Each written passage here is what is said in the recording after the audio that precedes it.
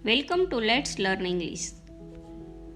आज हम ऐसे वाक्य देखेंगे कि जो हमारी डेली रूटीन में हम बोलते हैं, जैसे कि आपको कष्ट हुआ इसीलिए क्षमा करें, सॉरी फॉर द इनकन्वीनियंस, अपना खुद का काम करो, डू योर ओन वर्क, 5 उंगलियां बराबर नहीं होती, ऑल आर नॉट अलाइक। यहाँ इंग्लिश ऐसे नहीं होती कि 5 उंगलियां बोला है तो फिंगर की बात करें, लेकिन इसका मतलब ये निकलता है कि सब एक जैसे नहीं होते हैं, इसीलिए इसकी इंग्लिश होती है ऑल आर नॉट अलाइक। मेरी कसम खा के कहो कि तुम झूठ नहीं बोल रहे हो, swear on me that you are not lying. समय किसी का इंतजार नहीं करता, time and tide wait for none. दूध बहुत ज़्यादा गर्म है, the milk is piping hot. यहाँ पाइपिंग हॉट का मतलब होता है बहुत ज़्यादा गर्म। कोई खाने और पीने की चीज़ है तो वो बहुत गर्म है तो हम पाइपिंग हॉट बोलते हैं, वरना सिर्फ पाइपिंग का मतलब तो नली होती है, लेकिन यहाँ पाइपिंग हॉट मिल्क के साथ जुड़ा हुआ है, इसीलिए वो ज़्यादा गर्म है या तो बहुत गर्म है, ऐसा होता है। उसे सांस तो लेने दो, let her catch her breath. वह पसीने से तर है, सी इज ऑल स्वेटी। मुझे तो सांस लेने तक की फुर्सत नहीं, I don't even have a moment to breathe. मुझे एक के बाद एक समस्या आ रही है, I am facing problems one after another. मुझे मार्केट जाना है, I want to go outside. जो हुआ सो हुआ, आगे से ध्यान रखना। Let bygones be bygones, take care in the future. Bygones यानी कि जो कोई पहले हो गया है उसकी बात हम करते हैं तो उसे बाईगोन्स बोलते हैं। इसमें बुरा मानने की क्या बात है, व्हाट्स देयर टू माइंड। वो जमाना गुजर गया, that age has gone by. मैं बाल बाल बच्चा था, I had a narrow escape. Escape का मतलब होता है कि कहीं से पलायन करना, कहीं से भाग जाना, वहाँ से वो भाग कर निकल गया, इसीलिए वो बाल बाल बच्चा ऐसा बोलते हैं। आप मेरे जीवन में बाहर लेकर आए हैं, you have brought fortune to my life. मुझे इन पर शक हो रहा है, I am getting suspicious of them. ये कोई हंसने की बात नहीं है, it is no laughing matter. तुम कल्पना भी नहीं कर सकते, कांट इवन इमेजिन। औरतों के पेट में कोई बात नहीं पचती, woman can't keep anything to themselves.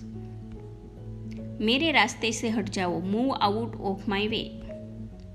घुमा फिरा कर बातें करना बंद करो, stop beating around the bush. मैं कल रात देर से सोया था, I went to bed late last night.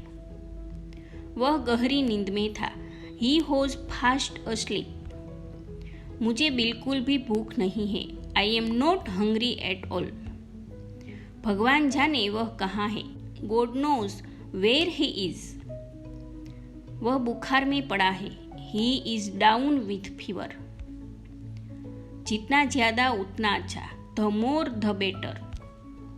आपकी बड़ी मेहरबानी होगी, it will be very kind of you, या तो आप बोल सकते हैं it would be so kind of you.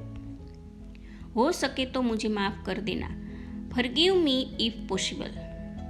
मैं रात भर तारे गिनता रहा, आई हैड अ स्लीपलेस नाइट। यहाँ तारे गिनता रहा यानी कि मैं रात भर सोया नहीं, इसलिए यहाँ हम ऐसे बोलते हैं आई हैड अ स्लीपलेस नाइट। मैं आपके बहानों से तंग आ गया हूँ, I am fed up with your excuse. या तो हम ऐसा बोल सकते हैं I am tired of your excuse.